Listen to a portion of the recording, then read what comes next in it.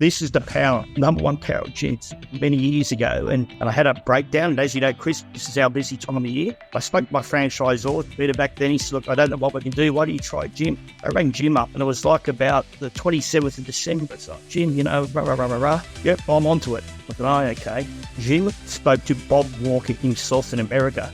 And Bob Walker got these to come in on their Christmas break and send me up 5 parts. Now, no independent could ever get that kind of response. When you're in the Clifford Gym, let me tell you, it happens. So Grant, thank you for joining us today. You've been with us with Jim's Mowing for more than 25 years. And as you said, you've watched a few of these podcasts, which is fantastic. So it's great to have you on and put yourself forward to come on, which is we want more mowing franchisees to do this. So thanks for jumping on board. And first off, I'll just ask you, how did you get involved with Jim's Mowing more than 25 years ago? I was in the automotive service trade, running service departments at dealerships, and long hours, a lot of pressure. And one of the Jim's guys came in, and he was a very happy camper and very relaxed. Then I started to talk to a couple of others and decided to make the change. What was it like back then? Because I've only been in gyms for 13 years. You've been in a lot longer than me. So what was it like back in the early days? Growing rapidly. My original franchisor was Peter Hansen with Brian Woods and others down there. And they were operating out of Sydney helping us, but they were fantastic. And my original territory was in around the Raymond Terrace area, and it just exploded.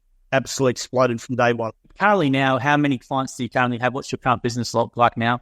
Well, I now have a territory there where it's been geo-spaced, and I specialise in industrial work. So I've got around about 60 large industrial clients, as well as a lot of residual residential. But it's the industrial work that I specialise in. So they keep us very, very busy.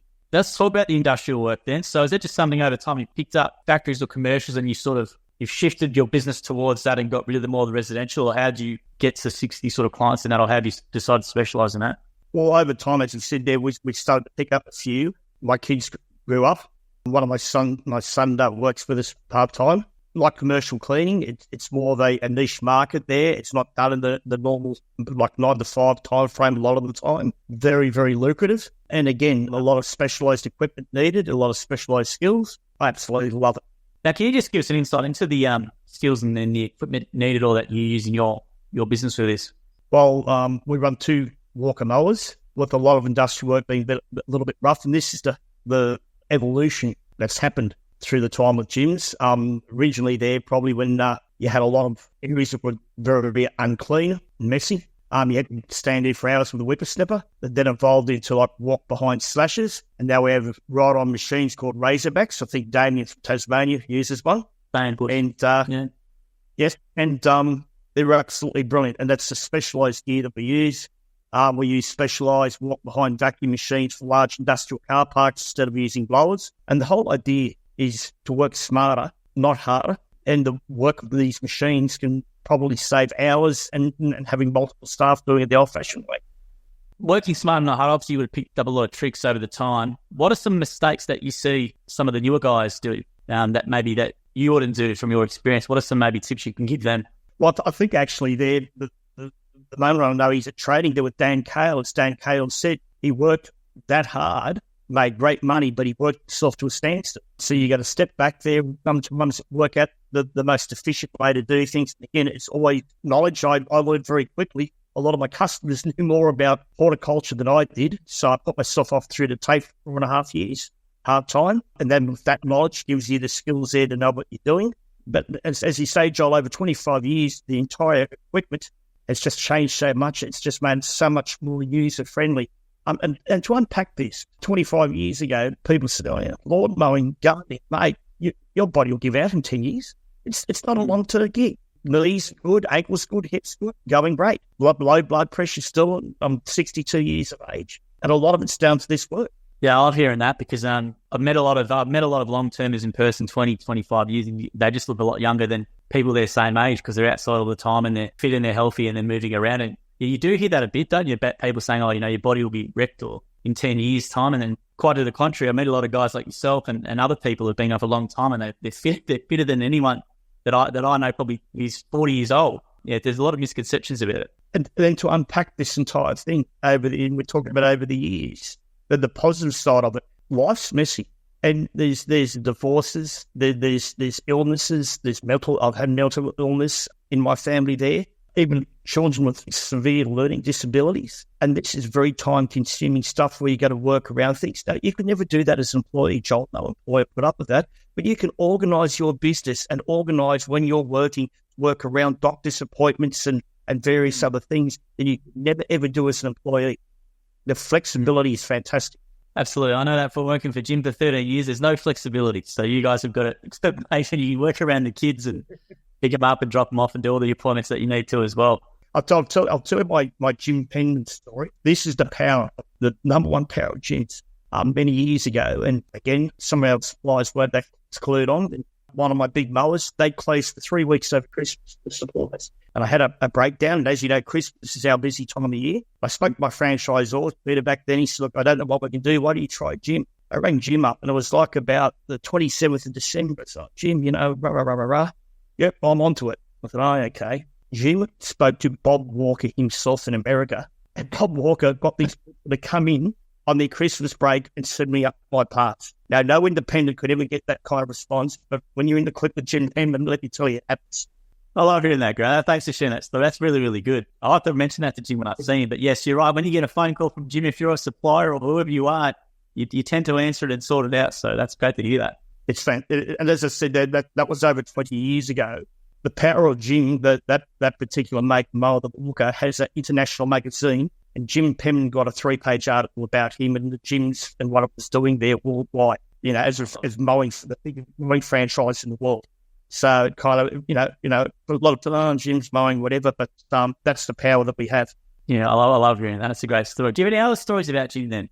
Any other stories? Because I find these really interesting. What I find there, as I said there, when you deal with Jim, he's very, very cut and dry and whatever. As you know, there are 1 or 2 line responses here with the emails. But the thing with Jim there, he's available. Again, maybe not quite as big. I'm sure that employee doesn't ring Twiggy Forrest up or ring Gina Ridehart up, but he's got 5,500 employees and he's a phone call away. I love hearing that. Yeah, no, you're right. And that's that we should probably promote a little bit more, but you're right. He's such a direct line person. And yourself, you send him an email, he will give you a 1 or 2 line reply pretty quickly. Doesn't matter if it's Christmas Day, he'll give you a reply. Well, the thing with Jim, because obviously with our trade, our division, like most, we're out all day, and often my wife's far better with the computer than I send Jim off an email. We've got emails going back and forth at 9 o'clock at night. He doesn't ignore you, and he acts, and he acts quickly. So yeah, absolutely. No, it's a good part of the Jim system. Absolutely, it's something that there's no middle managers getting in the way. You go directly to Jim if you've got a problem, and he'll sort it out, which is a really good thing. But you were saying before about, but some of the lessons for the newer people, and again, I always like it, the sheer amount of work that you have in gyms.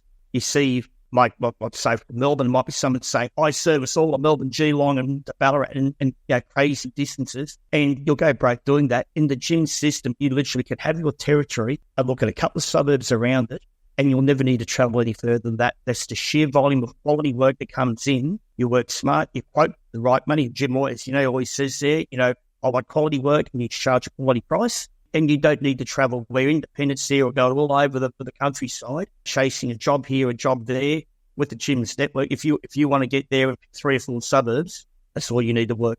Let's talk about customer service and quoting, because I think that's something that franchisees, a lot of the new ones as well, struggle on quoting, especially, and also dealing with customers sometimes will push you over the phone. So maybe do you have some advice around that sort of stuff? When I first started there, and again, we were using walk-behind mowers. And again, I think it's Dan Cale says, if you want to work harder, run twice as fast behind the mower, which you have. and that's when you turn around and you start looking at the right.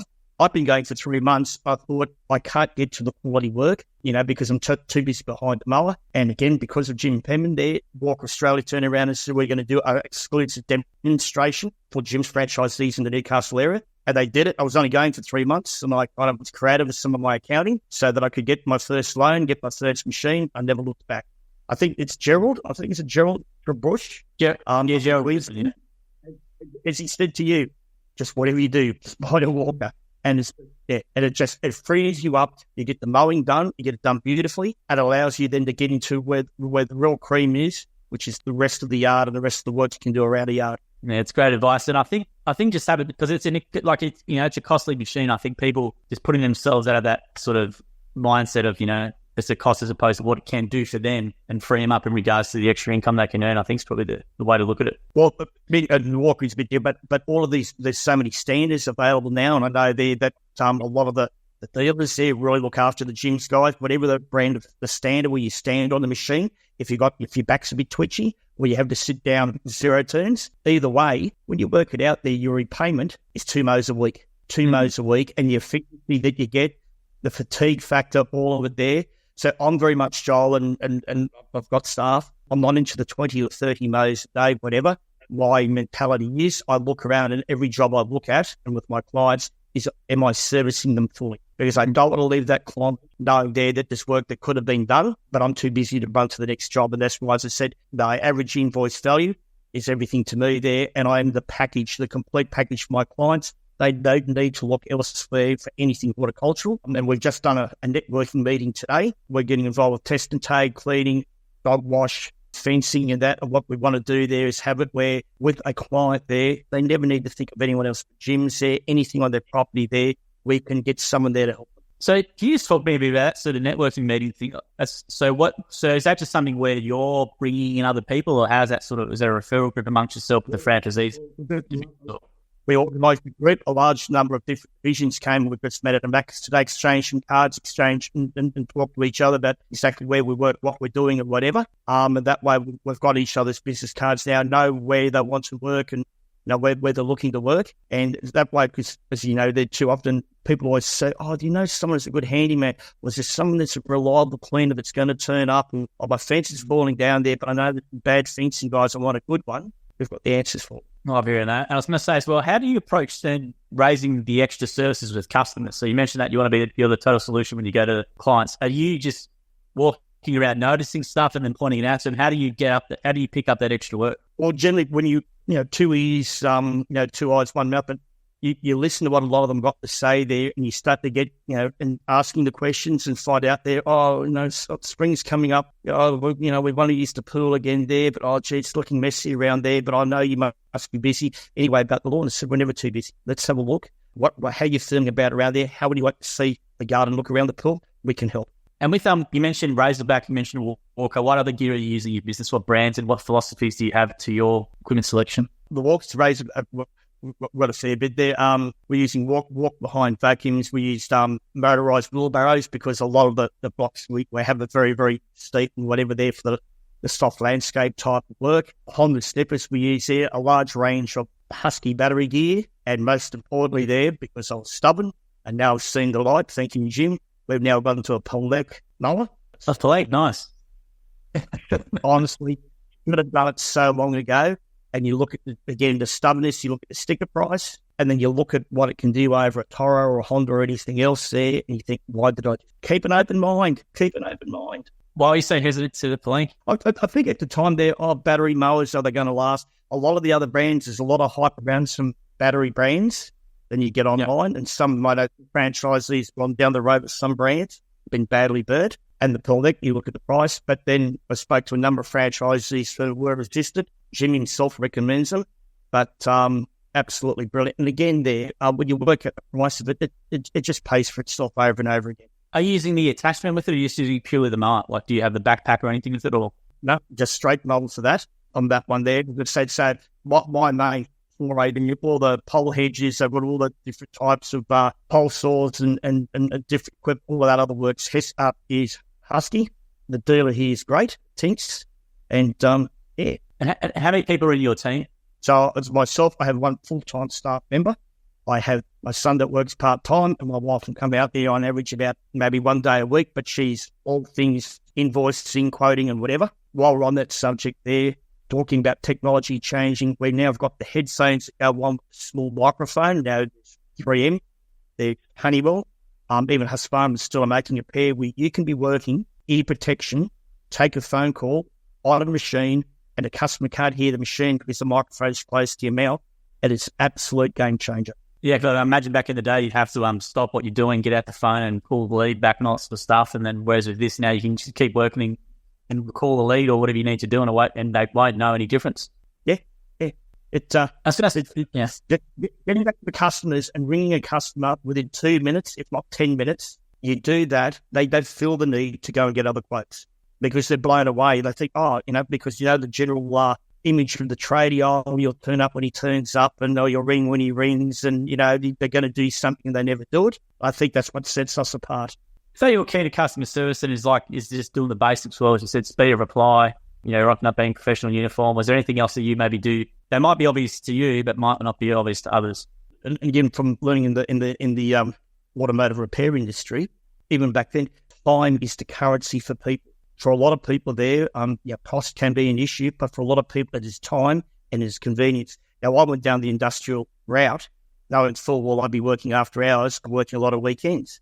But for my life before, for me, my idea of freedom is not Monday to Friday, waking up to an alarm at 5 o'clock, having to get up and do the same thing every day. I know a lot of contractors go out there and they've now got the new bosses themselves that sets the alarm at 5 o'clock in the morning and does the Monday to Friday. For me, true freedom is if something was to come up there and we wanted to meet someone on a Tuesday or whatever, I can reorganise myself. I don't need to work a Tuesday. I don't need to work a Friday. Whatever we need to do, we can organise around. And that, to me, is true freedom there. We're not locked in too much there to the whole Monday to Friday grind. Love hearing that. I was going to say, why have you chosen to stay with gyms for so long, right? Because you obviously got a great customer base, and I'm sure you get that question a bit sometimes from mates, but why have you chosen to stay with Gyms Mowing for so long? What happens, and I even have other franchisees ask me, what happens after a while, it's a symbiotic relationship, but you become blurred. And what happens, people know you're not Jim, but they're, hey, Jim's guy, how you going? And what happens there is, again, before the work and the leads come in, people will ring gyms, and they've seen me working somewhere there, and they'll ring gyms, and you talk to them, you turn up there, and they go, here he is. Oh, did I catch you before? You become like an arm of gyms. See, Jim, if this was the Navy, Jim is the admin. But there's a whole lot of people there that go into making a functional Navy, and Jim's admiral of our name. But all of us play our part, and all of us become synonymous after a period of time as being part of it there. And I actually love the fact there that I don't care if no one knows I'm Grant. They go, hey, Jim's guy, come on, what are you doing? And here he is, come on, Mr. Jim, whatever there, and you become part of the group. And really, the group becomes part of you. That's what you are. I love hearing that. I was going to say as well, have you seen the business develop over 25 years? Obviously, there would have been a lot of changes. You would have seen it, been involved in probably with the mowing division. So how have you seen the business grow over the years? Like in terms of its developments, like what's been the biggest maybe changes for you that you've seen? Well, let's touch on the touchy subject that you always touch upon, which is the complaints system. And for me before, where the problem always lied before was back in the day, believe it or not, it was all about landlines. And it was just phone calls and occasional email, and people would talk. And I was extremely funny about things. And the gym said, well, look, no, everyone's using a mobile and we're going to start texting. You got to ring and then you get a text. I just spoke to them. People aren't silly, but you'll be amazed that you'll have a 5-minute conversation with someone. You get there, you send a text through, just what you spoke about, and they'll ring you up and go, oh, is that what we arranged? I thought we arranged such and such. No, remember? Oh, that's right. Oh, well, good. I'm glad you texted me then because I had something totally different in my head. And that added communication, the texting part of it, has been a protection for franchisee. It has expanded the entire communication side. And as Jim says, I think not everyone reads the email or whatever happens with emails, but with texting, everyone's got a phone glued to their hand and everyone's looking at it. And that's been the best thing for the customers. It's been the best thing for franchisee protection. And Jim says, you call them. You send a text, you change your arrangements, you send a text, even if you've spoken to them 10 seconds ago, send a text to confirm it, and you never go wrong. Yeah, the complaint system, it's he's got it a little bit lenient from what I know from compared to like 5 or 4 years ago. But yeah, if you, as you said, text message, call, do the 3 points of contact, whatever he wants, you would never have a problem. As you said, a lot of people won't read an email, but they'll look at a text. It's like got a 98% open rate or something like that. So it's always going to be something. It's the gated gym out of the process. Because what's happened is 5 people in a room are talking, 5 people hear 5 different things. And it's true. You have that conversation, and you send a text. It's a courtesy thing, but also just the reinforce the key points. And the amount of times people turn around and go, "Hey, wait a minute!" But I thought this and this. And they have heard something different in their memory to what was discussed. Especially, if there's more, if you talk about a number of different issues, and the texting side of it there, it's been a godsend all the way around. And what would your advice be to new franchisees? There's obviously a lot of new franchisees who start with us every year. And what's your sort of best bit of advice from your experience from so many years to the new guys coming in? Again, we're a broad church.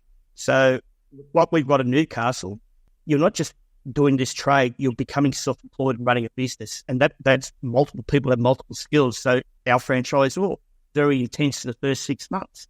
When I changed my territory and there was multiple geo-spacing, I wouldn't even know where to start with that. Got it all organised.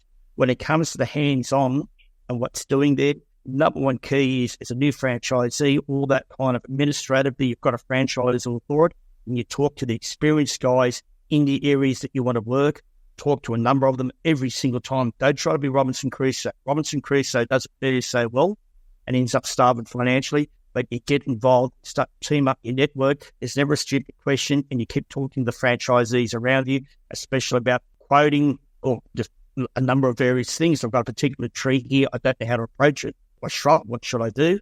And again, even talking about what gear to go to next. I've got my walk behind mower. I'm taking the next step. You will find a franchisee that will have just about any type of stand or rod on in the market around you. We can talk to them, honestly, even have a go at it, and get a wide range of opinions of where to go to next. Most importantly, stay connected with the team, and you'll go well. And you mentioned horticulture before. How's the horticulture course helped you? Like, can you give some examples of what learnings you took from the horticulture and you put into your business? Like, just give some examples of that, maybe of why it's been a really good benefit for your business. Again, when I started my horticulture course, it was at Proctor at TAFE. We had multiple classes. I think we had about 60 people in various classes. In year 4, there were 9 left. The 9 people were people that were actually in the field doing it as well, like me. So for argument's sake, the customer might come along with a wide range of plants, say, I want everything cut in half. Okay, I want it all cut in half. Once you get that horticultural experience, certain plants, once they've got to a certain purity, some of them you can cut very short, they'll grow back. Others you cut in half, they don't grow back so well. And you do what the customer wants, and it can end up being very, very ugly. And then the customer, of course, and I've seen it happen with, especially some independents. And what happens, the customer then turns around and goes, well, this Stringia was killed and whatever. And I said, well, that should be cut back hard. Once it gets to that height, you can't take too much of it. And you don't want to be doing the trial and error, finding the hard way. And I know Jim's offers some horticultural courses. I went all the way through to Cert 4, which is a bit extreme. But that knowledge gives clients that peace of mind with you. And then what you are charging is just a secondary issue. It's more they feel comfortable that you can do and guide them and where they want to go. Yeah, it's just far better for your quotes and stuff. If you've got certified horticulturalists or horticulturalists, Cert 4, as you said, it can just makes what you charge a lot easier, sort of justify to a client without it. So, we hope more from mowing franchisees do it because it's really good to have. A lot of mowing franchisees get that experience on the job as well as I did. Yeah. But as I said there, by doing it in the field, and I'd go back to TAFE twice a week, and I'd just be asking question after question, and it builds that knowledge up. I think doing it in the field, yes, you learn through trial and error there. I'd rather have a little bit more trial, a little bit less error, when you're doing it there. But we have the image. Jim's has that image there that, hey, they're not cheap there, but with Jim's, they know what they're doing. If there's a problem, I know I've got the backup. And that's how I find an overwhelming amount of people see us. So I was going to say, Grant, what are some misconceptions about Jim's Mowing? You might have friends or family. There's some misconceptions about Jim's Mowing. So what are some common misconceptions that customers or people have about Jim's Mowing? All you're doing is paying to make someone rich. It's a pyramid scheme. It's overall in it. No, just a lot of nonsensical things there that people don't understand. And the beauty of the gym system is where if you're quite happy there and you've got set hours you want to work, and you don't want to go and set the world on fire, you can do that. But there is no inhibitor to you building a large business. And when you work it out, there's a percentage there. And I'd say with my business, my monthly fees, it's nothing for no other reason. And I know that doesn't get mentioned often in your podcast, but people say to me, they love the fact they ring up Australian call centre. People love that. Rightly or wrongly there, and quite often I'll go and I'll get a lead, I'll ring up and go, I just spoke to a lovely lady there. Oh, it's so nice to talk to someone I can understand there. And they were very, very nice. And straight away, we've given them a good impression. Now, to have an Australian call centre was its weight in gold. Absolutely, and you've got companies who have tried to offshore their stuff and now bringing it back to Australia. And obviously a big internet company like Aussie Broadband, for example, their whole business is around having an Aussie-based sort of call centre and stuff like that. So for sure, I think it's a massive, you're right, we don't talk about it enough, but it's a really big, important part of the Jim's ecosystem is the Australian-based call centre, and the team in there do a fantastic job. I think because they're taking the first port of call, and talking about how things have changed there, I could honestly say that in the beginning for me there, I got a lead. People would ring 2 weeks before Christmas. Look, I know I've left it so late. Is there any chance of all? Yep, we can look after you there. I've had some time. And I talk to the ladies in the call centre now, and people ring up on the 23rd of December and go, I want to make a booking for 10 o'clock on Christmas Eve, and expect people to say, people are becoming more and more demanding, and we've got to try to match the challenge where we can, all for a very tidy price. Thank you very much. No, you're right, Grant. It's definitely the we need it now economy, right? Everyone's so used to Uber and stuff and getting things instantaneously. I think the Mowing franchisee or any Jim's franchisee can just drop it and come the next hour or the next day. So it's interesting how customer expectations have shifted. Well, I have industrial, and I do a lot of work, some of them, and some are heavy hitters. And I'll get a phone call there on a Thursday. Oh, the big boss is flying in from America, and he's coming in on a chopper at 9 o'clock on Monday morning. We've got all these other areas done over the weekend, and we're talking with all my crew, but we're probably looking another 30 hours of work on top of everything else. Yeah. But that's what I do. And then we just drop whatever it takes. We get it done for those people. We get the work done for them. We make them happy. And it's so much cheese on the table. You got to smile. You just got to smile. So, yeah. Well, I've got a hard out today, Grant. So I've got another podcast at 10:30 for franchisee in New Zealand. I'd love to actually talk to you more. If you ever want to come back on, please let me know. Is there anything you want to say in the final wrap up today before we leave it on the Jim's Mowing podcast? The number one thing is that we hear talking about, franchisors. It's that the franchisors will help you run a business. But you've got the franchisees there, the guys around you, help to the nuts and bolts. And this is the thing there where I've had people say to me, how does a franchisor know about this, that? The franchisor there, and again, I'm a mechanically minded, I do this trade. I know nothing about, the actual, like the gym shop, any of that type of thing I have no idea about, but that's where you got the franchisor there that helps run you and keep you in your lane with the gym system or whatever. The other franchisees are there to help you with just the day-to-day. And if nothing else, with new headphones, you know what? There's no isolation where you're working by yourself. We're on the phone all day talking to each other when we're not taking customers. So you're not alone anyway. I love hearing that. Thank you for coming on today, Grant. It's a real privilege for us to have someone who's been on more than 25 years in the system as well. If you ever want to come back on again, please reach out to me. I'd love to have you on again to talk a bit longer. When I'm in the studio, I've got a bit more time. But no, we appreciate you jumping on today, Grant. And be great to hear. Beautiful. Thanks, mate. Thanks, Grant. See you, mate. Appreciate it. Thank you for listening to the episode of the More Than Just Mowing podcast by Jim's Mowing. If you do need help with your local gardening expert, please give us a call at 131 546 for Australia, 0800 454 654 for New Zealand, or head to jimsmowing.com.au or jimsmowing.co.nz. If you liked what you heard, please make sure you leave us a review as well, wherever you consume your podcast. We appreciate your support. And until next episode, we hope you have a great week.